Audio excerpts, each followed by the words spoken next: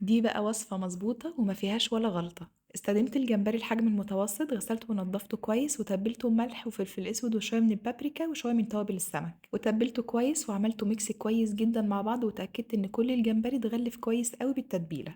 خليته على جنب وسلقت المكرونة. استخدمت النوع البيني، تقدروا تستخدموا اي نوع تحبوه.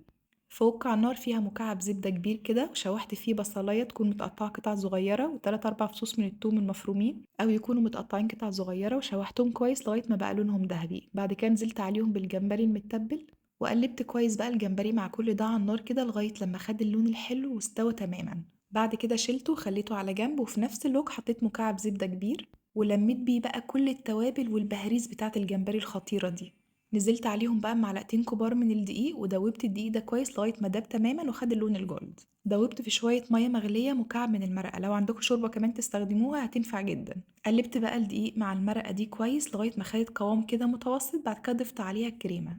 كريمة الطهي عملتها معاكم قبل كده وهتلاقوا الوصفة عندي على البيج. قلبت كل الحاجات دي مع بعض، وهنا الريحة كانت خطيرة ولون الصوص كمان حلو قوي. ضفت عليهم كمان شوية حلوين كده من الجبنة الشيدر المبشورة، ممكن تستبدلوها بموتزاريلا أو رومي أو تستغنوا عنها خالص. تبلت بس بشوية من الملح وما حطيتش أي حاجة تانية. وكده بقى الصوص بقى جاهز، وبجد الصوص ده خطير وما فيهوش ولا غلطة.